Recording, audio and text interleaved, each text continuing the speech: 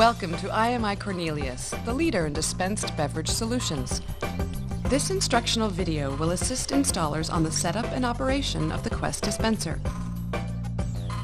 Assembled in Glendale Heights, Illinois at IMI Cornelius's U.S. headquarters, the Quest dispenser provides operators with an efficient and effective dispense platform for juices, teas, cold coffees, and other beverages. The Quest dispenser uses an ice bank water bath system to cool both the potable water supply and the concentrate cabinet. Accessories and options for the Quest dispenser include a choice between push button, press and hold, or 4-size programmable portion control, a tall cup kit that increases the cup height capability of the dispenser when using pitchers or carafes, an installation kit for ambient concentrates in the larger bid packages, 3 and 5 gallon, that do not fit into the dispenser, and an optional cup locator for counters that may be too low, making the dispense nozzles not easily visible from the front of the unit.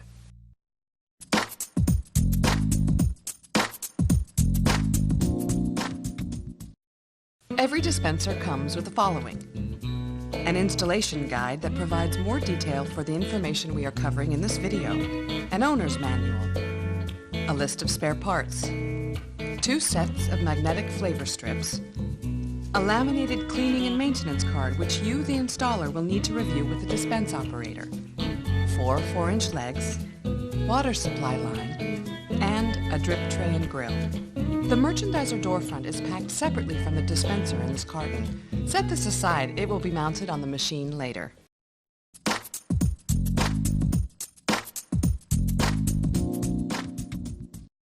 Before setting up the Quest juice dispenser, make sure you have the necessary tools and a proper designated location.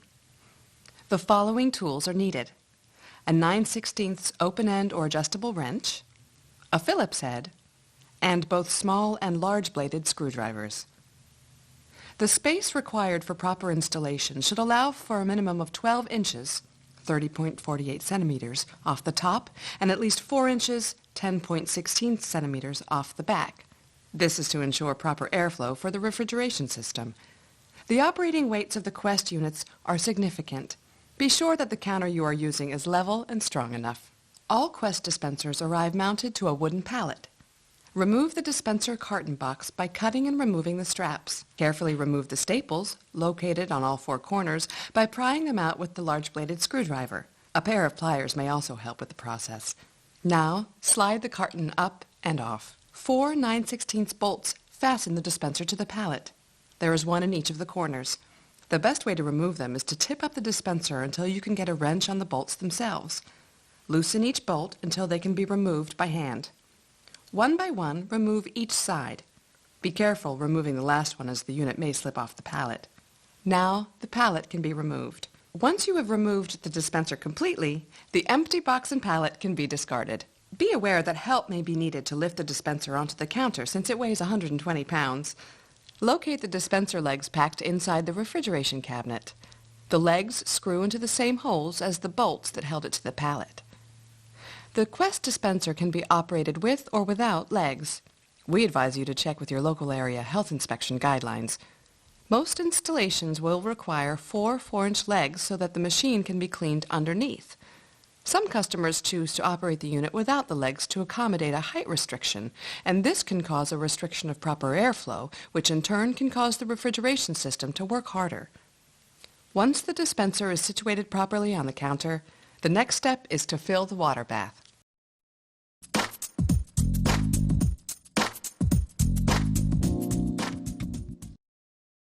Hi, I'm Doug, and I'm going to walk you through the technical aspects of the Cornelius Quest juice dispenser. Let's start by filling the water bath. To fill the water bath, it's very important that we keep the machine unplugged. This will assure that we keep the proper level.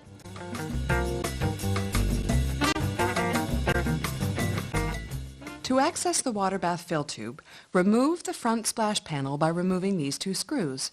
Be sure to put the screws into place for safekeeping. You'll need them when it comes time to replace it. The splash panel comes with a peel-off vinyl cover to protect from scratches during shipping. Pull this protective wrap off and discard the vinyl.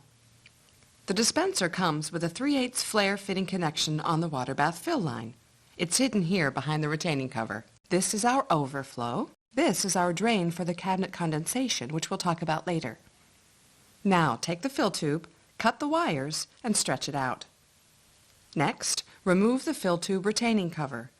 You only need to loosen the screws and then slide the cover up and off. Then, remove the drain cap and attach the fill tube using the elbow end. Use only your hands to tighten. Using the elbow end keeps the shutoff close to the dispenser. The water supply should be consistent with proper water standards and should not be connected to a water softener.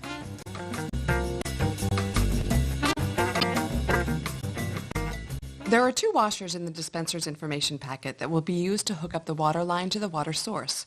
They will go on both ends of the fill line at the source and at the dispenser itself when we finally hook the water line. Now, attach the fill tube to the water supply outlet. Be sure the shutoff valve is in the off position before turning the water on at the source. It is advisable to mount the drip tray to catch the overflow when the water bath is full. Now we are ready to fill the water bath. Begin by slowly opening the shutoff valve. And continue until it is opened all the way.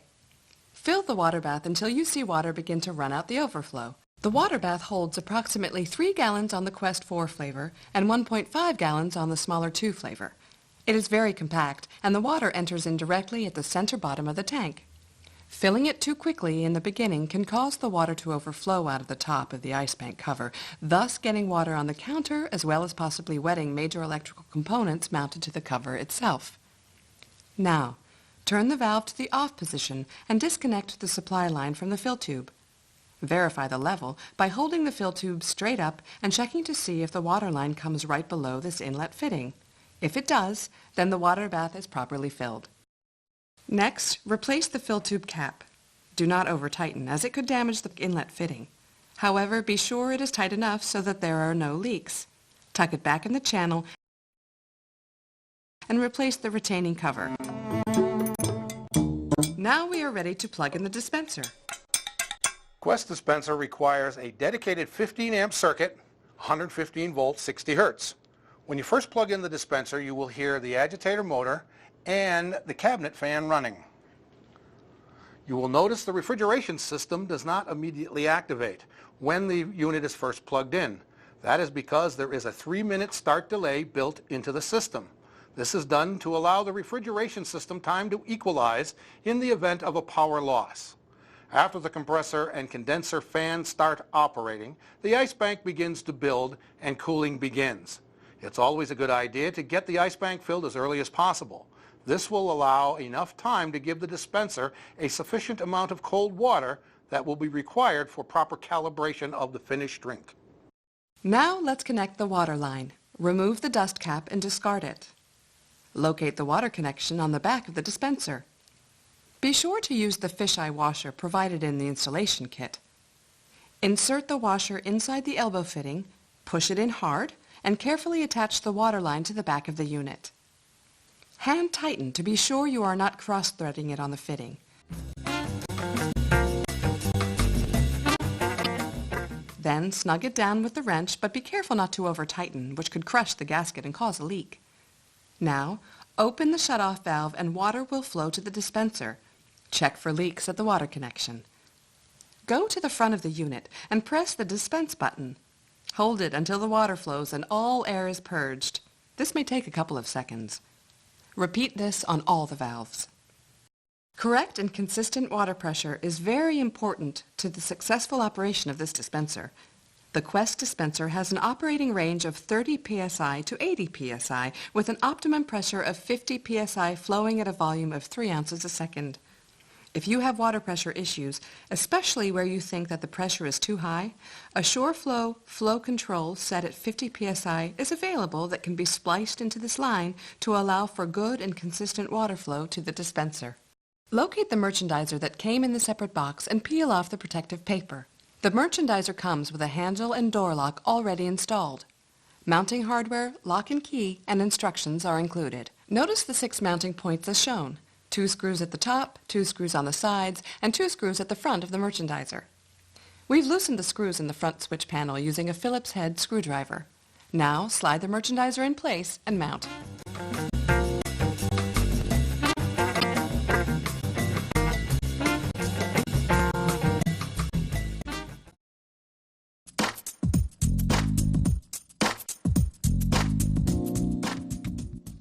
There are two types of products that work in the Quest dispenser. The most important point to remember with a frozen concentrate is to make sure that the product is thawed before loading it into the dispenser.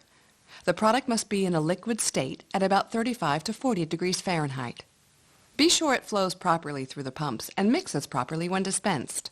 Frozen concentrates have a little tab on the side of them called the vent tab. It is extremely important that the vent tab is pulled and the bottle is vented, allowing the concentrate to flow properly. If not properly vented, no air will get into the bottle and it will eventually collapse. If this occurs, you will get a sold out signal even though the bottle is still 3/4 of the way full. The second type of product is a shelf-stable product known as bag-in-box. This product does not need to be refrigerated and therefore does not need to be prepared in any special way. Bag-in-box products do not have a vent tab, hence they automatically self-drain.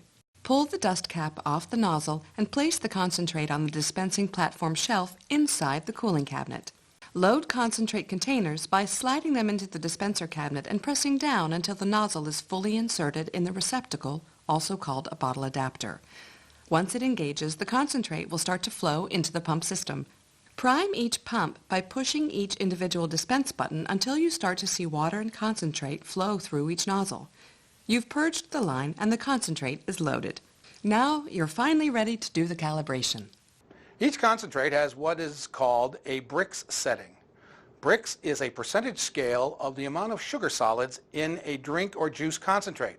For example, 1 degree of Brix equals 1% sugar. Orange juice, for example, is an 11.8 to 12% Brix, meaning that's 12% sugar in the finished drink.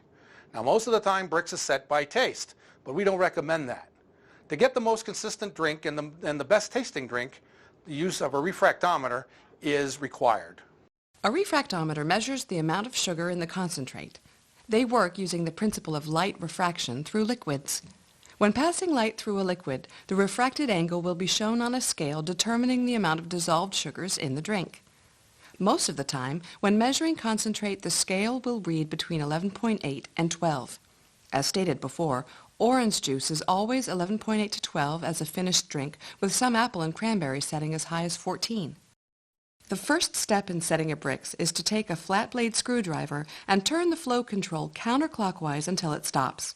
This shuts off the water flow to the controls. Now, turn the flow control 2 turns clockwise. You should be fairly close to the 11.8 Brix setting. Next, draw a drink sample from the nozzle. We recommend dispensing about 8 ounces of juice into a glass or cup.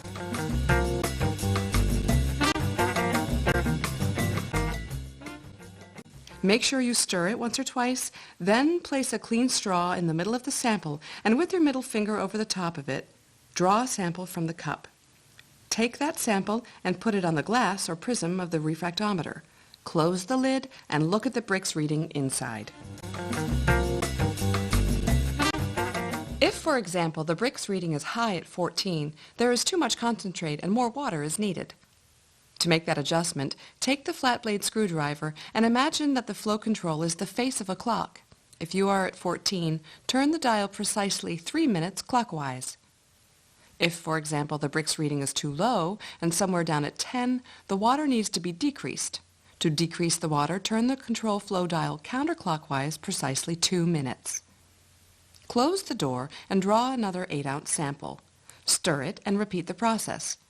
Continue to repeat this procedure until you get a Brix of between 11.8 and 12, depending on the type of PF concentrate used, apple, orange, or cranberry juice. Be sure to wipe it clean before putting another sample on the prism and taking the second reading.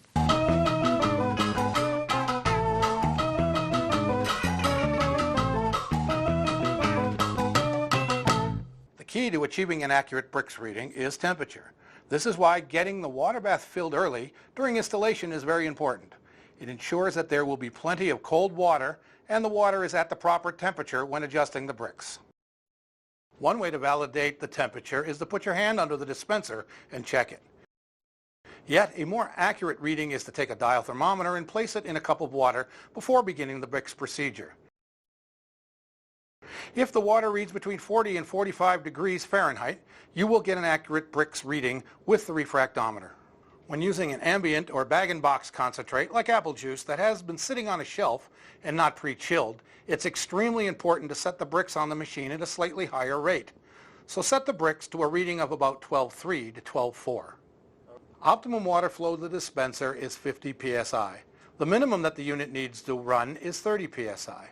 If you choose to run at 30 psi, be aware that there are concentrates such as apple, cranberry, some blends, some teas, that where 30 psi may not be giving sufficient water to set the proper bricks. There is a speed switch mounted for each individual pump.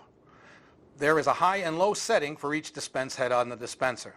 By default, the dispenser is set at the high setting. For almost all concentrates and most applications, you will run in the high setting. Orange juice and your citrus-based juices will always run at high speed. Once you finish calibrating the machine, replace the front splash panel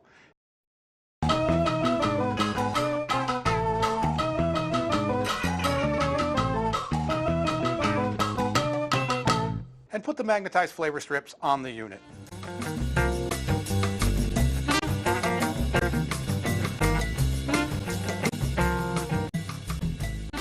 Another way to calibrate finished drink is by using this separator and ratio cup. It separates out the water and concentrate to a measured ratio. 4:1 or 5:1 is typical for juice. This separator assembly and cup is available from IMI Bevcor. Be sure to use the cup that is calibrated for the specific ratio of concentrate being used. With the nozzle removed, we insert the separator into the dispenser and rotate. The large tube will be the water. The smaller tube will be the concentrate. We then set the bricks cup underneath at the corresponding sides. We press and hold the button until we measure an amount. On a flat surface where the line crosses the two line up is a proper ratio.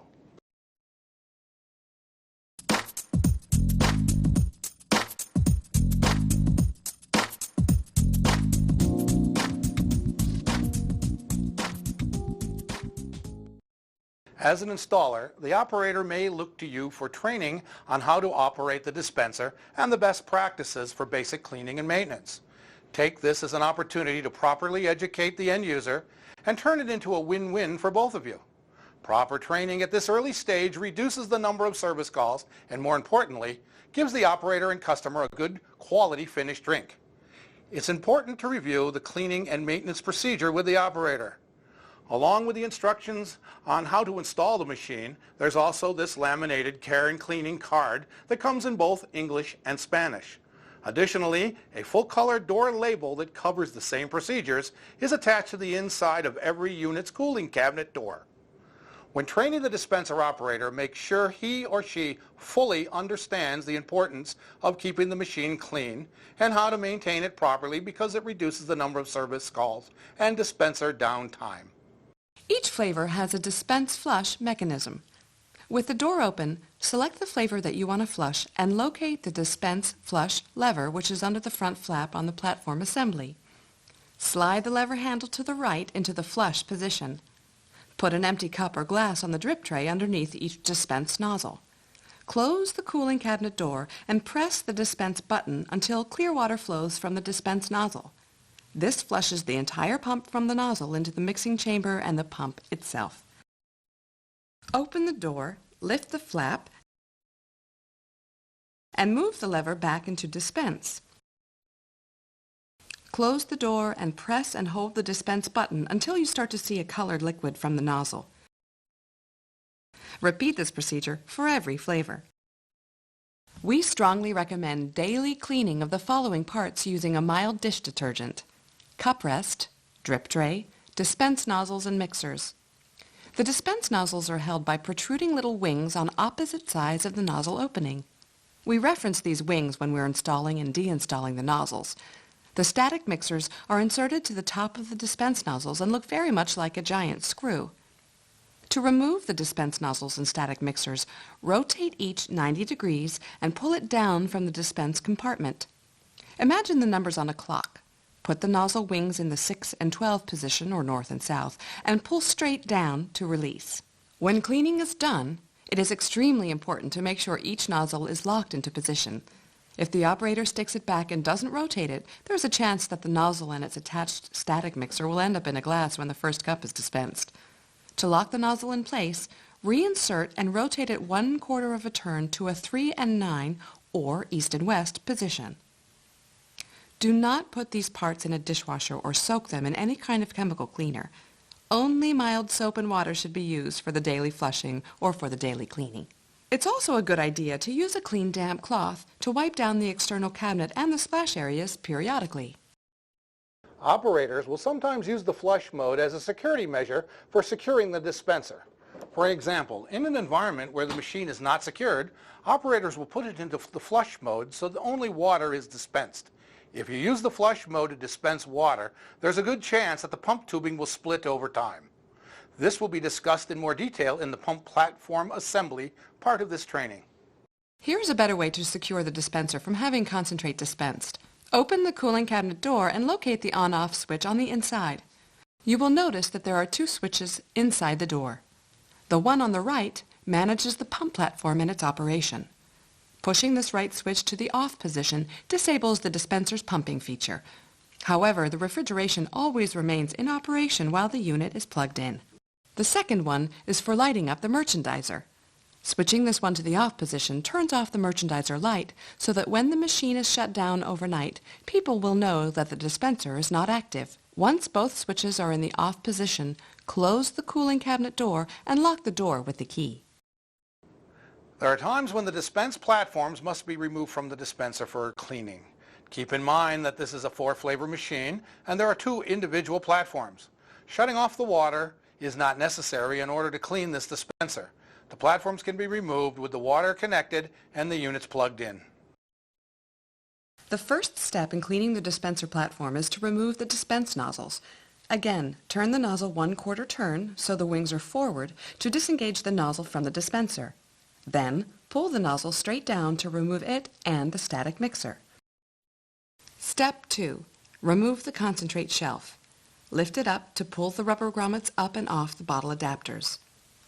Step 3. Pull and lift the front flap door out.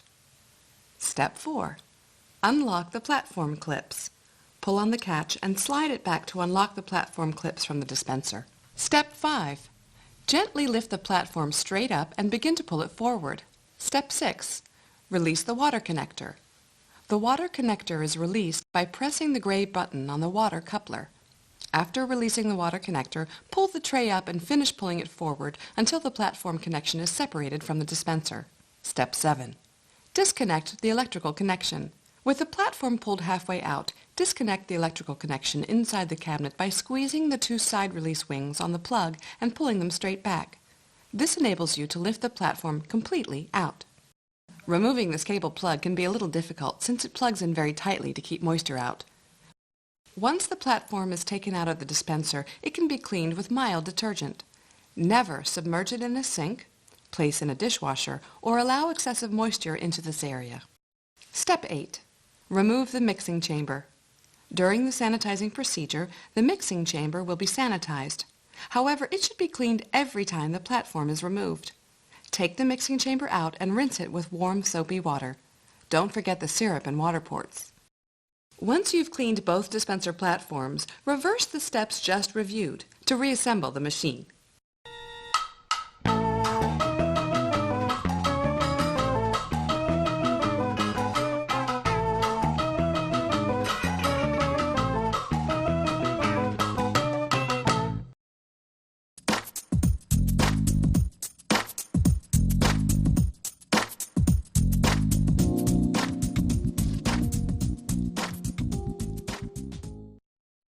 Now it's time to increase our knowledge of the internal workings of the Quest Juice dispenser. In this section, we are going to cover the theory of operation of all the major systems. This will include a major component review and some simple troubleshooting tips to validate that the system is working as designed. Now let's begin. Okay, let's dive right into the technical aspects of the Quest. To do that, we have to first remove the cabinetry. Remove the front splash panel's 2 screws and pull straight down. This should be done with the drip tray removed. The cabinetry comes off in a specific sequence. The first panel we need to remove is the top cover. Loosen and remove the screws that are located here in the back corners. With the cabinet door open, lift the panel from the rear, rotating it slowly from one side to the other to release the front clips. These clips are plastic, so be careful. We don't want to break them. The next panel to be removed is the back panel. This panel can be removed with the unit plugged in and the water line attached. The back panel is held on with 4 clips. Grab the back panel from the top and gently pull up until both sides release. Now gently guide it around the water line and then the cord by pulling forward. The 2 Flavor Quest's back panel is secured with the hardware that also attaches the side panels. Now remove the left-hand panel by removing the 2 rear screws and the striker plate on the front. Pull the back of the panel away slightly from the unit and gently slide forward, releasing the front clips. Removing the right-hand panel is a little tricky because of its proximity to the cabinet door. Once you have removed the back screws, open the cabinet door so it is parallel to the unit. Pull the panel slightly forward at the back to clear the frame.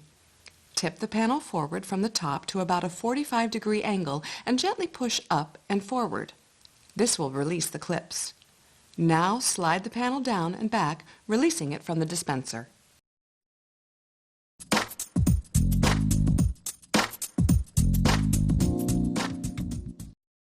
This is a 1/10 horsepower hermetically sealed system with a copper evaporator building a 16-pound ice tank to chill the potable water coil submerged in the water bath. The control is an electronic IBC, or ice bank control, using a 3-prong probe. The concentrate cabinet is cooled by circulating the cold water from the water bath up into the cabinet by the agitator pump motor. The water flows through a small heat exchanger located at the rear of the concentrate cabinet. The cabinet fan then circulates the air by drawing the warm air in from the top and blowing across the exchanger and out the bottom. There are no temperature controls to adjust on the Quest. The cabinet temp will run at about 40 degrees and the water will be dispensed at 40 degrees or less, depending on the incoming water temperature. The IBC, or ice bank control, is a solid-state design that, by means of a probe assembly that is strategically located in the water bath, controls the refrigeration on and off cycle time. It accomplishes this by being able to sense the resistance difference between plain water and ice. The control has a built-in 3-minute delay before calling for the compressor to activate.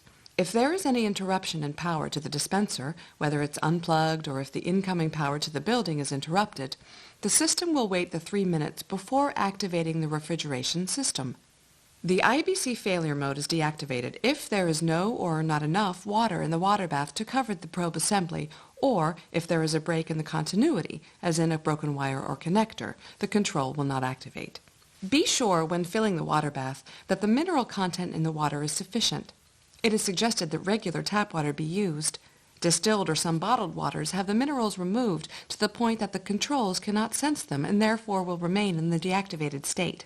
The IBC works off of line voltage that comes into the control here. The agitator pump motor is plugged in at this position. This is pass-through voltage only, as this motor runs any time the unit is plugged in. This is the outlet that leads to the compressor and evaporator fan, and this is the probe. All the connectors are keyed so there can be no mixing them. The ice bank control is located here. To access it, we need to remove the nozzle and the electrical box.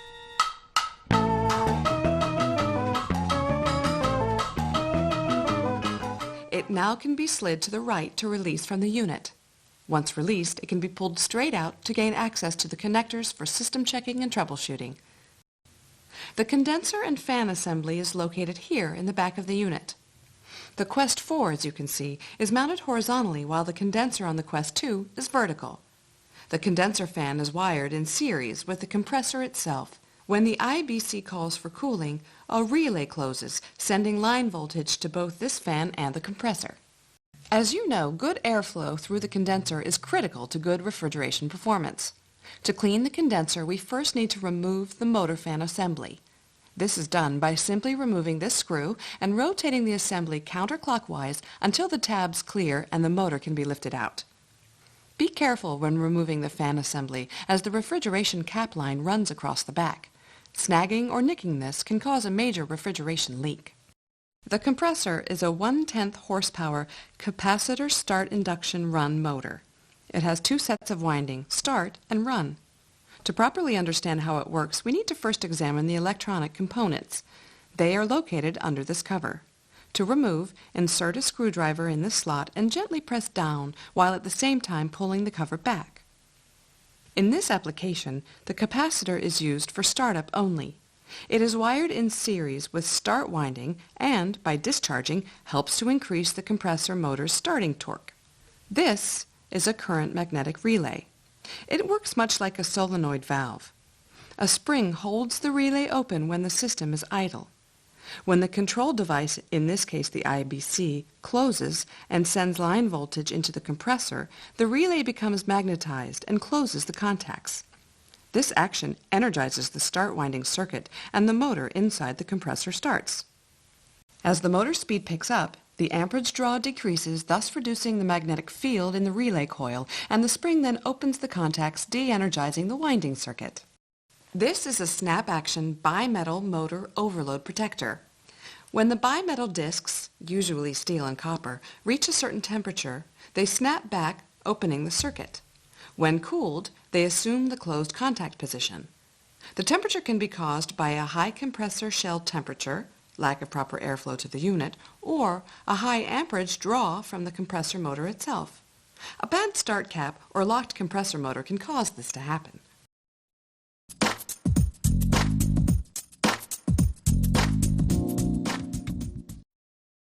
Our first step in troubleshooting is to do a basic system validation. This will tell us if the IBC is calling for the refrigeration system to activate and the components, the fan, and the compressor are running when called. First, we must remove the IBC from the unit. This is done by sliding the box to the center of the dispenser to release and gently pulling forward until it can hang off the front of the unit. This will expose all the connectors. Next, we need to remove the probe connector, which is the one on the far left side of the box and is marked with a picture diagram. These connectors are very tight. Using any kind of pliers or gripping device will crack and break the connector cover. The best method to remove this is to use either an adjustable crescent wrench or a 7/16 open-end wrench. Slide the wrench across the connector and gently rock up and down. This will loosen and raise the connector out of the IBC so it can be easily removed. Now we are ready to validate our refrigeration system. There are two ways to accomplish this. One, if we have an extra loose probe, we can plug that in the slot and place it in a glass of tap water. After the 3 minutes, the ice bank control or IBC should activate the fan and compressor. If we don't have an extra probe, we can accomplish the same result by taking a pair of pliers, gripping the middle connector or terminal, and at the same time touching the other two. We are simulating the probe being covered with water, thus closing the circuit. Again, after waiting the 3 minutes, the condenser fan and the compressor should start. The condenser fan and compressor are wired in series. If voltage is getting to 1, then unless there is a break in a wire or a problem with the electrical components of the compressor itself, the compressor should be operating. Be advised that this compressor runs very quietly. It may be necessary to place the blade of a screwdriver against the shell while placing your ear on the handle. This, plus the heat on the discharge line and shell, will tell you the compressor is running. After we have run the system for about a minute, let go of the pliers and you will get a 45 to 60 second delay and the compressor and condenser fan will shut off.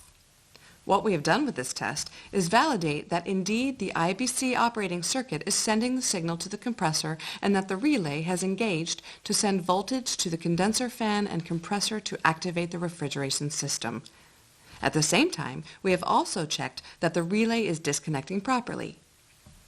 If during our system validation test the condenser fan runs but the compressor does not, we will have to use our voltmeter to run some checks on the compressor and its key components. Start with the start capacitor. If the compressor attempts to start but is unable to because of a bad start capacitor, you will hear it tripping out on the overload under this cover. It will be a metallic sound about every 4 to 5 seconds. Caution! You need to be sure the capacitor is fully discharged before making any attempt to remove the wires.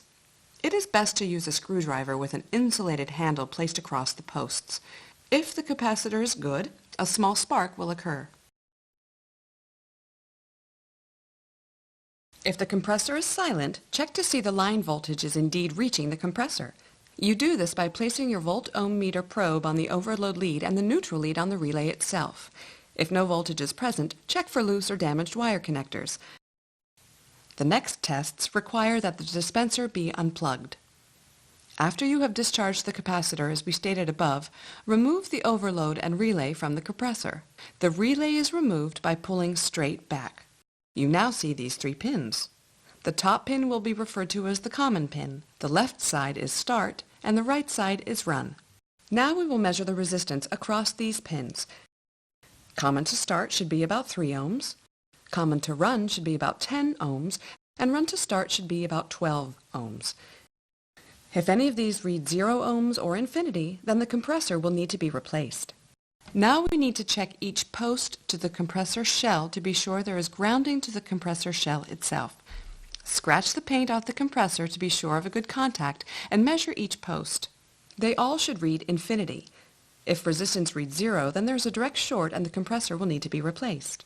Check the overload for signs of overheating. A dirty condenser or restricted airflow to unit will cause the system to trip out on the overload. Also, if the start capacitor is bad and not discharging, this could be another cause for the overload to trip the system as stated above. Check the relay for any signs of overheating. You can check the continuity of the relay by placing the volt-ohm meter in the continuity setting, placing one probe in the start terminal, and, where the power wire attaches, turn the relay upside down. If the contacts are good, the meter should beep. It's always good practice that when in the field, you should replace all the compressor components at the same time. Be sure to use the correct parts when replacing. Now we plug the probe back into the IBC and, with the unit plugged and a full water bath, wait the 3 minutes. The refrigeration system should turn on. The fail-safe mode on the IBC is activated when there is no water in the water bath tank or there is a break in the continuity between the end of the probe and the connector, as in a broken wire, on any one of the legs. If this is the case, the IBC will not activate and the compressor and condenser fan will not come on.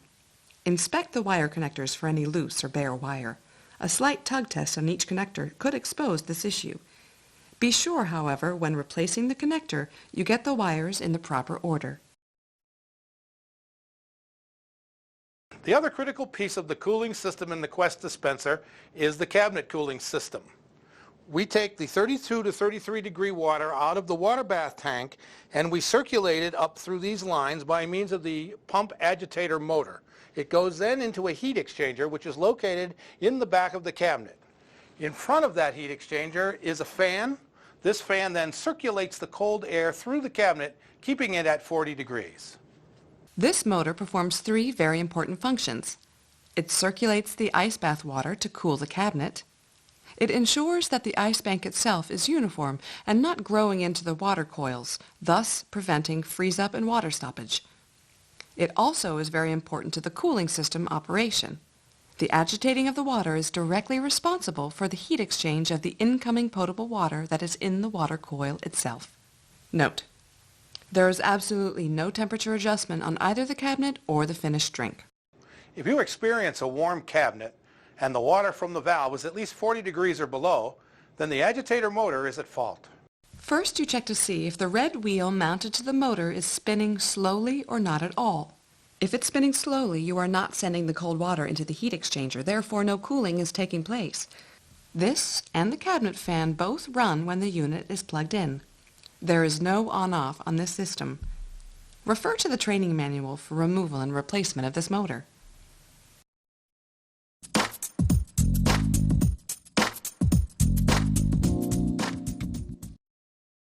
This next section covers the dispensing electronics. These are the circuits and components that are used to operate the pumps and water solenoids. Again, we're going to follow the same protocol as we did on the refrigeration section. System overview, major component review, and troubleshooting. The transformer has a primary and secondary output. The primary comes through the blue wires and operates the pump circuitry. This output voltage is 26 volts AC. The second output comes off of the red wires and it is 24 volts AC. This is used to power the ballast board on the lighted door merchandiser. This transformer is equipped with overload protection. Should it become overloaded and a build of heat occurs, the transformer will kick out on the overload. When cool, the overload resets. It does not have manual reset capability. The function of this switch is to reset the refill system when the dispenser has run out of concentrate. We'll go into more detail on the out-of-concentrate system, or OCS, later. This switch can be found in 2 different locations based on the version of the dispenser you are working on. The current location is in the upper left side of the inner door. The second location is found in the door latch itself, located on the right side of the dispenser. When the door is open, the switch disengages the 26 volts AC from the transformer and thus disables the pump platforms. Located inside the door are 2 switches. One is to shut off the merchandiser. The other is a pump platform disabling switch. This is wired in series with a door reset switch and shuts off the 26 volts AC from the transformer to electrical box, thus shutting off the pump platforms themselves. The electrical box is located in the lower right corner of the unit, mounted to the water bath tank cover, held in place with 1 screw. It's what we like to call plug and play. It contains the voltage regulator boards, VRB, for each pump head, a fuse, and speed switches for slowing down the pump motors themselves. The box plugs into 2 cable connectors. The white is the input side and the red is the output side. Now let's take a closer look at each component in the electrical box and its function. Located in the fuse holder, this is in series with the switches on the one side of the transformer power leg. When this fuse is blown, the 26 volts AC is shut off to the VRB boards themselves and no dispensing will take place until it is replaced. This is the key component in activating the dispensing system. It incorporates the relay that, when the dispense button is pressed, closes, activating the electronics to open the water and platform solenoids and at the same time energizes the concentrate pump for that one valve only. To do this, it converts the input voltage from 26 volts AC to 28 volts DC output. The capacitors located on the board are used to boost the output voltage momentarily to 32 volts DC. This is to open the solenoids and to give the pump motor extra torque for starting. This is the long row of connectors mounted at the bottom of the VRB board. Each connector position is labeled. Starting from the left, there is a 2-pin connector marked Power. This is the 26 volts AC coming in from the transformer. Next is a 2-pin marked Sold Out. This is the connection for the sold out system input from the corresponding bottle adapter on the dispense platform. We will review this operation later. Last is a 4-pin connector marked Door. This is the connector that runs to the dispense activation switches on the door and also powers the concentrate refill light located on the dispense switch pad. This is the 4-pin connector located close to the mounting bracket. It is the 28 volts DC when the dispense button is pushed. Again, the connectors are marked. Solenoid. This refers to the water inlet solenoid that is mounted on the rear inlet fitting. Pump is the water solenoid and pump motor of the dispense platform. During dispensing, the process of converting the step-down line alternating current voltage to direct current voltage causes heat to build at this drive transistor. Since each VRB has a built-in thermal cutoff that shuts down the direct current voltage output if too much heat is generated, we must draw this heat away by means of a heat sink device. Since the mounting bracket is metal and diffuses heat, we attach the drive transistor to the bracket to be sure it maintains the proper operating temperature during dispensing. However, there is another, more important reason for this hardware. Because voltage is present in the drive transistor when it's active, we must ensure that we are not grounding it through the chassis, as this will cause a short circuit and damage the VRB. We do this by means of this insulating pad and shoulder washer and screw. These parts must be present and in the correct order. The shoulder of the washer up inside the hole in the drive transistor and the pad in place between the bracket and the chip itself. This will ensure no contact with the bracket or the screw, but still be able to draw the heat. Every VRB replacement board comes with this hardware. The VRB board comes with the ability to do a lower speed. This is accomplished by placing in series with primary and mounted drive transistor a second transistor. When the speed switch, mounted to the front of the electrical box, is placed in the low position, it engages the second transistor into the circuit. After initially starting as 32 volts DC, in a millisecond, the second drive transistor removes approximately 10 volts DC from the circuit, thus producing an output of approximately 18 volts DC. Since all the heat is in the primary, we do not need to draw heat from the secondary transistor. Low speed is used only for the rare times when the water pressure to the dispenser is low enough that some concentrates, usually clear-based ones such as cranberry or apple, cannot achieve a proper Brix because the concentrate pump at high speed is dispensing too much volume. Slowing the pump speed lowers the pump's output. All Brix calibration should be done with the speed switch in the high position, as it optimizes the flow from the nozzle. Located below the 2-pin connector, that is for the speed switch interface marked speed, is a 3-pin jumper marked LKJ5. This is used in conjunction with sold-out refill circuitry. When placed in the LK position, covering the LK pin and the middle pin, and the concentrate runs out of package and the sensing pins are exposed in the bottle adapter mounted on the dispense platform, the refill light will come on, and the pump head will not dispense until a new concentrate package is placed and the concentrate covers the pins. We call this lockout mode disabled. With the jumper in covering the J5 and middle pin, the refill light alone will come on when the concentrate package empties, but the pump will continue to dispense water. We call this refill light only the enabled mode. All Quest dispensers are shipped in the enabled mode. If the jumper is missing, the default mode is enabled.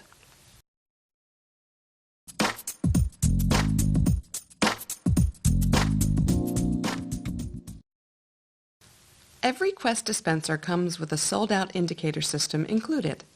The bottle adapters mounted on the dispense platforms have 2 pins, the high and low sensors, built in. They are wired to the corresponding VRB board at the 2-pin sold-out connector. Very low microvoltage current runs through these 2 pins. When the concentrate package is engaged and concentrate flows over these pins, the circuit is closed and the refill light goes out when the door is closed. When the concentrate runs out and the pins become uncovered, the refill light comes on, enabled, or the pump head stops with the illuminated light, disabled. When the door is opened, the reset door switch cuts the 26 alternating current voltage to the electrical box and the VRB boards. The concentrate package is loaded and the pins are covered again. When the door closes, the switch engages the 26 volts AC to the E-box. With the concentrate itself completing the circuit, the system is activated and the light goes out. Every VRB has a 3-second delay before the system indicates refill, so as to accommodate any small interruption in concentrate flow, such as an air bubble in the bottle. Upon resetting, the VRB board must be deactivated for a period of at least 10 seconds or about the time it takes to remove the old package and replace with the new. Any time that is shorter than 10 seconds, the VRB will not reset and the refill light will remain on.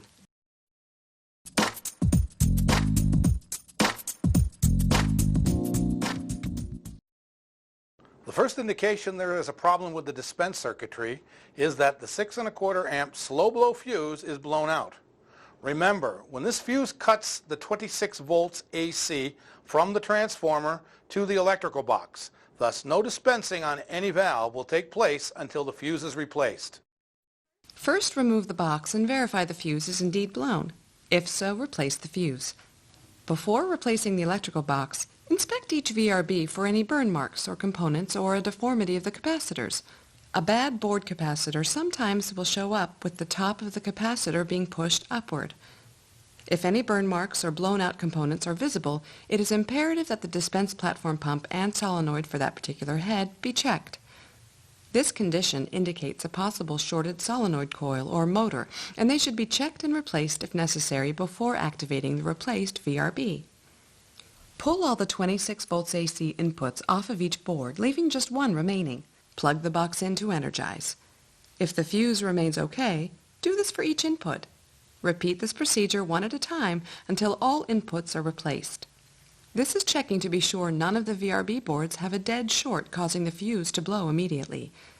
If none of these conditions is present, replace the box in the unit. Activate each pump head one at a time until the fuse blows out again. That will be the board that will need to be changed. The easiest way to remove these boards once the transistor hardware and all the connectors are removed is to push the standoffs from the bottom side of the electrical box so that the VRB and the standoffs come out of the box as an assembly. The standoffs can then be removed and added to the replacement board more easily. Interrupted dispense shows up with the dispenser stopping in the middle of dispensing both water and concentrate even with the button pushed. When the button is released and activated again, the pump head starts again only to repeat the problem. This is a direct result of the drive transistor not drawing enough heat away because of loose or improper mounting. The screw must be tight, the washer in place correctly with the transistor making full contact with the insulating pad and the bracket. If running in low speed, this condition may be more prevalent as all the heat is generated by the primary, mounted chip when both transistors are activated, which is done in low speed. If no hardware is present, dispensing itself will last only 2 or 3 seconds. Repeated too many times, the VRB will sustain permanent damage. Another problem is caused by improper mounting of the drive transistor hardware. If the transistor itself comes in contact directly with the bracket, it becomes grounded. When any of the other dispense heads are activated, current will flow through the chassis ground, thus activating the drive transistor that is in direct contact with the mount bracket itself. This will only happen for a short period, as this condition will permanently damage the VRB board. A point that is sometimes overlooked is the mounting of the shoulder washer. The shoulder itself must fit up into the hole in the transistor to be sure the screw itself is not making any contact, thus grounding out the VRB. This condition indicates a sticking relay on the VRB. Although it may be sporadic, if the relay sticks once, it will stick again and the VRB should be replaced.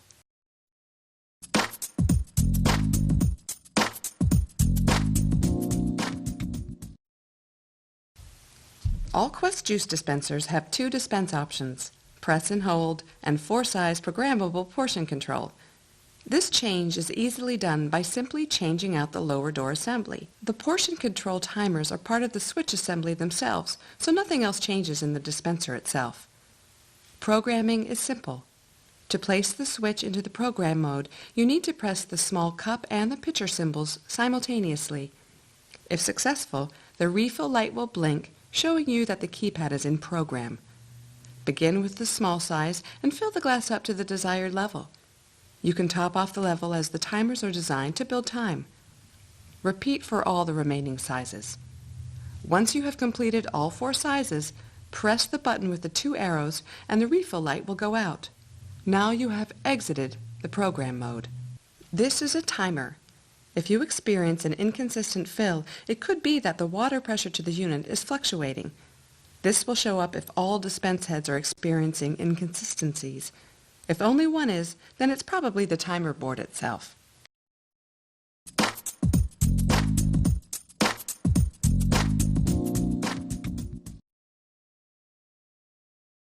One of the unique features of the Quest juice dispenser is the modularity of the pumping platform. The entire pumping assembly can be removed for cleaning, replacement, and repair. There are 3 key components: the bottle adapter, the pump and the motor, and the flow control assembly. The bottle adapter assembly is where the concentrate package engages the dispenser. This is done with this inverted U-pin pushing up on the ball check that is attached to the concentrate package itself.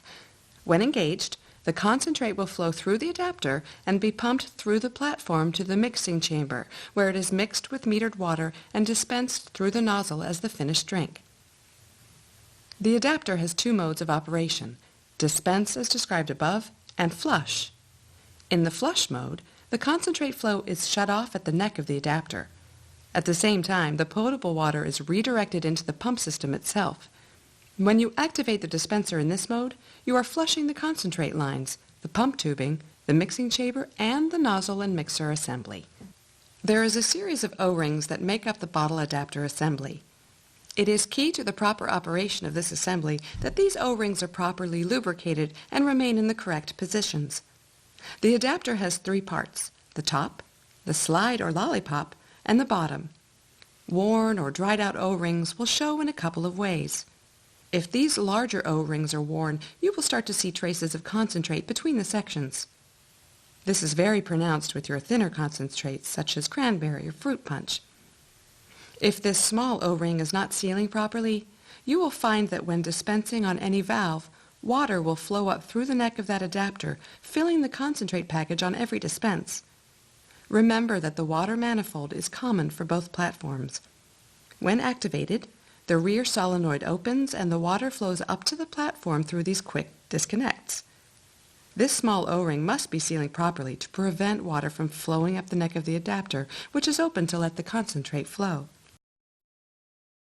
During replacement of all O-rings, use a small amount of food-approved, non-petroleum-based lubricant.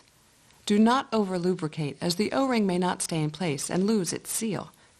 When reassembling, the large O-ring may be pinched if not installed properly. Place the slide valve into the bottom of the adapter, keeping it straight across. Press evenly to seat the O-ring. Do not rotate the valve back and forth when seating the O-ring. Do the same when installing the top. When securing the screws, do so in the X pattern, tightening the opposites across from each other. Be sure they are fully tightened to prevent leaking. Located on all adapters is a micro switch. It is connected to the sold-out pins in the adapter neck. Its purpose is if the unit is being operated in the disabled sold-out mode, that is, when the out-of-concentrate light comes on and the pump head stops dispensing, the system can be flushed before reloading the concentrate. The lollipop in flush mode closes the switch and allows the pump head to activate. When the unit is in the enabled sold-out mode, refill light only, the switch has no function. These are 28 direct current voltage geared pump motors connected directly to a 3-roller peristaltic pump. Since these are DC motors, they will run backwards if they're not wired correctly. The wires are color-coded for that reason. You will see that the rubber boot that protects the motor from moisture has changed color from orange to red.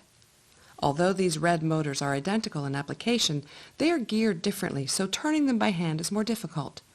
Do not make the assumption on the red motors that if they do not turn, they are locked up. Try with a pair of pliers. If the motor is good, it should turn with pliers. The pump rotor has 3 rollers. These rollers must spin freely in order to accurately dose the concentrate into the mixing chamber. The best and easiest check is to pull the rotor out of the pump itself. This is done by removing the 4 screws and separating pump halves. Keep the tubing pushed up and out of the way. Pull the rotor assembly straight off. Spin each roller to check for binding. If found, replace the rotor. Another indication is if you find rubber shavings in the bottom of the pump halves. This indicates a binding roller. Do not lubricate the rollers or the pump tubing at any time. The pump tubing is a peroxide impregnated silicone tube that will stand up to 3 million cycles before it needs replacement. We recommend a once-a-year change-out or any time a unit has been sitting idle for long periods of time. A key point to remember is if the customer consistently uses the flush mode to dispense water only, the pump tube at the top of the pump inlet eventually is going to balloon and then split. Flush is for flushing only, not dispensing water. This condition is more likely to happen when the incoming water pressure to the unit is over the recommended 50 psi. When reassembling the pump assembly, be sure that the tube is placed in the pump head grooves and is not pinched where the front and back halves are reassembled. The flow control is a ceramic spool and sleeve. It must move freely to regulate the water flow and thus maintain bricks. It is turned clockwise to increase the water flow and counterclockwise to decrease the water flow. These are pressure compensating flow controls. They work best when the incoming pressure is regulated to 50 psi. Their effectiveness is significantly reduced if the water flow is less than or greater than 50 psi. Again, the operating range is 20 psi to 80 psi. If the control is not regulating the flow of water when turned, 2 possible scenarios are taking place. The spool itself could be hanging up in the sleeve, or the sealing O-ring at the rear of the sleeve is letting the water leak past the control. In the case of the sleeve not reacting to adjustment, the first step is to back the adjusting screw out until it hits the stop. Close the door and press the dispense button numerous times in short bursts. Run the screw in by turning clockwise and repeat.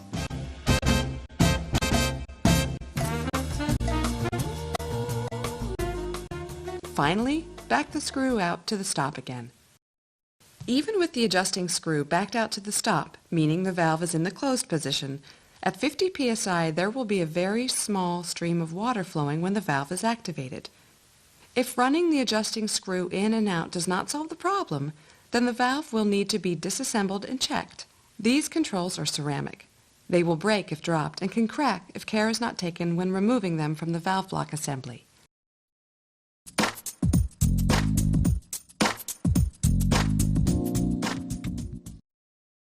The nozzle and static mixer are designed to give a well-mixed, finished drink even with heavy pulp juices.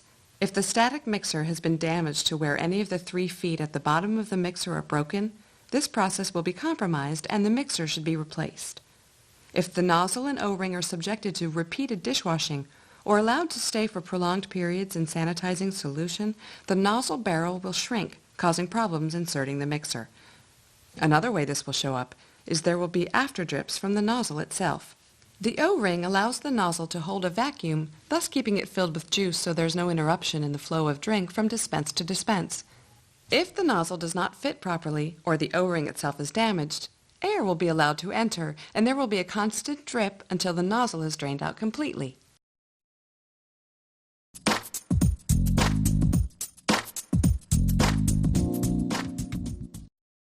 Cornelius Warranty is administered through its website.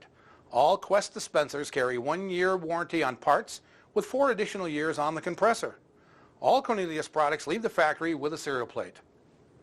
It's very important with any inquiry to tech support or warranty that this number can be presented. In addition, this number is a manufacturing date code that can be very helpful to you in determining the age of the dispenser. The serial number is a 12-character alpha and numeric sequence that gives the following information. First 2 numbers indicate the Cornelius manufacturing plant where the unit was produced. For juice, currently it is 62. For older units, 72. Alpha number 3 indicates the revision level of that particular unit. Anytime there is a major change or upgrade to the unit design or components, this alpha character changes. Currently, units are at an F revision. The next 4 numbers indicate the year and week of manufacture. The next 2 alpha characters are the item designation in the case of Quest JT. The last 3 numeric are sequence numbers. These indicate what number that particular unit is of that week's production run. The serial plates are located inside the door as well as on the frame behind the right-hand side panel. This completes the technical review of the Cornelius Quest 4000 dispenser. In addition to the operations manual that comes with every dispenser, additional technical support is available at 800-238-3600. Thank you for watching and good luck keeping your Quest 4000 up and running.